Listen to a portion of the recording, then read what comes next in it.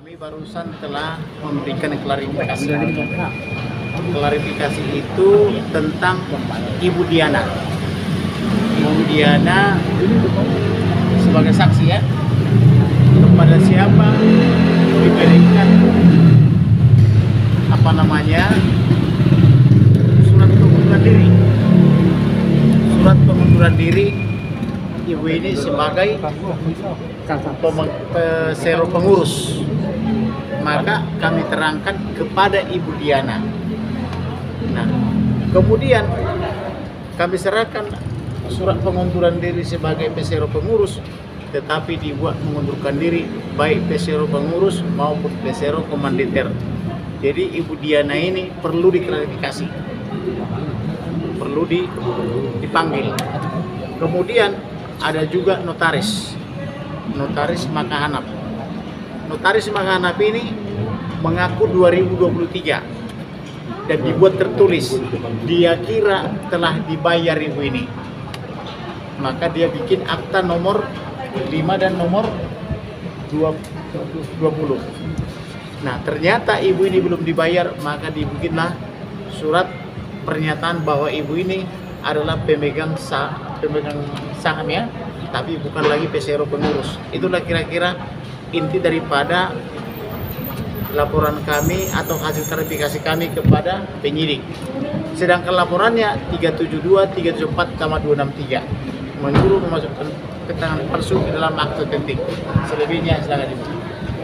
Jadi tadi sudah dijelaskan, itu yang diklarifikasi. Jadi klarifikasi itu juga kita juga menyetujui apa yang ditulis.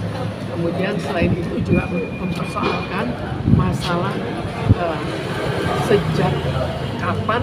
Jadi saya mengetahui sejak kapan, karena sangat lama ini semua dibuat secara diam-diam. Dengan pembuatan secara diam-diam, kok bisa secara diam-diam? Akhirnya dari pihak kepolisian juga mengatakan, saya mengatakan karena banyak terorisme. Terus mereka mengatakan bahwa masalah pemegang saham satu lagi yang sampai dipukul itu dan ada visum itu sudah heboh di kalangan kepolisian. Jadi itu memang sudah diketahui. Akhirnya saya menambahkan, dari saya juga ada masalah penculikan. Penculikan itu sudah ada bukti bahwa penculiknya juga membuat pernyataan. Kalau tidak ada pernyataan, saya tidak berani. Tapi kenapa saya tidak lapor? Karena pada saat saya lapor diminta notoran rapat datang, dan begitu notoran rapat mau didatangkan, notoran rapat itu ditabrak mati. Akhirnya saya juga mengatakan, saya jadi takut untuk lapor ke polisi. Jadi saya tidak lapor ke polisi bukan karena apa-apa, karena kekejamannya saya anggap di mata saya sudah terlalu parah. Jadi risiko saya terlalu besar, sehingga masalah ini menjadi sangat terkabut-kabut. Karena saya akhirnya otomatis tidak berani apa-apa, juga tidak berani lapor, dan akhirnya mengetahui adanya masalah ini setelah waktu yang cukup lama, karena kejadiannya 2001. Kalau terkait somasi yang dilayangkan gimana Bu? Dilayangkan ke PT Budir sendiri gimana, kan sudah mengajukan somasi katanya.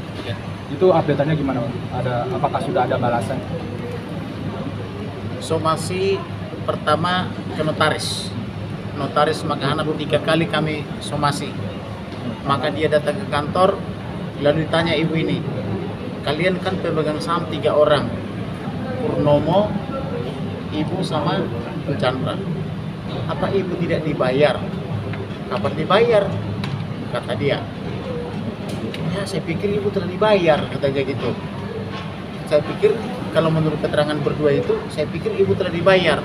Maka karena keterangannya seperti itu, dibikinlah pernyataan dari notaris itu bahwa ibu ini adalah belum mengundurkan diri 100% dari pemegang saham, tapi baru mengundurkan diri dari pengurus. Nah, dibikin di kantor dan dibikin juga melalui kop surat dia. Itulah melalui itulah notaris Makahanap. Kemudian notaris satu lagi, saya surati, nggak dibalas. Saya surati lagi, tidak dibalas. Saya surati lagi, tidak dibalas. Lalu menunjuk kantor pengacara. Nah, kemudian juga Purnomo dan apa namanya itu adiknya. Saya surati, tidak dibalas. Tetapi mereka bertiga menunjuk notaris yang kantor pengacara yang sama. Pengacara yang sama ini tidak mau membalas somasi kami, tetapi mengatakan telah tuntas dibayar. Nah, ibu ini saya tanya, apakah ibu sudah dibayar? Tidak ada. Jadi dengan perkataan lain, karena kantor pengacaranya juga tidak menjawab tuntas, tetapi membuat jawaban seolah-olah ibu ini telah dibayar tuntas, maka saya laporkan kepada polisi, dan polisi tadi menanyakan kepada siapa kalian kasih surat yang ini, karena aslinya dipegang ibu ini, kepada Diana katanya. Jangan-jangan Diana tidak menyampaikan kepada notaris. Nah, seandainya Diana pun tidak menyampaikan itu, tidak mungkin ibu ini hilang. Nah, itu kira-kira. Apakah ada keterlibatan nggak sih mungkin dari suami Nikita Willy ini, dari Indra Gunawan? Tentu, karena pemegang saham yang sekarang adalah suaminya Nikita Willy. Jadi seperti apa keterlibatan mereka, bagaimana hak ibu ini pindah ke mereka, nanti akan diusut oleh penyidik. Tapi sejauh ini sudah ada klarifikasi dari pihak beliau untuk menerangkan gelapnya kasus ini. Dari kita dulu.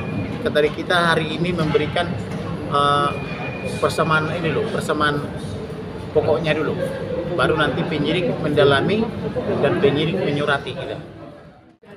Ini kan kalau kita lihat secara logika, kalau misalnya harta kita banyak diambil, sekarang lalu harta itu besar sekali, kira-kira hidup mewah dari mana? Ini saya tidak bisa membuktikan bahwa dia ambil dari situ, tapi saya hanya bisa membuktikan bahwa terlalu banyak harta saya yang diselewengkan, yang digelapkan. Jadi di sini kita harus tahu yang seringkali kacau itu adalah antara PT Bluebird Taksi dan PT Bluebird TK. PT Bluebird Taksi itu perusahaan induk dari tahun 1971. Kemudian tahun 2001 dibuat secara diam-diam ada PT Bluebird. Tapi sekarang yang saya pertanyakan, modal untuk mendirikan PT Bluebird itu dari mana? Apakah PT Bluebird itu bisa bohong atau tidak? Nanti pada periode berikutnya ada masalah ini akan kita lakukan. Kalau masalah Indra Gunawan, kita bayangkan semuanya itu dilakukan oleh adik saya dan kakak saya. Indra Gunawan itu anak dari kakak saya. Kira-kira bagaimana? Dapat hartanya enggak? Kalau secara hukum ternyata dapat. Sekarang apakah dipakai? Apa itu disimpan? Nggak tahu juga. Tapi secara logika, kalau kita sebagai logika pada umumnya, yang kita anggap ya memang harta saya itu yang dipakai untuk hidup bermewah-mewahan. Total kerugian, maaf, kita sih 200 miliar, benar? Triliunan, saya belum menghitung persis.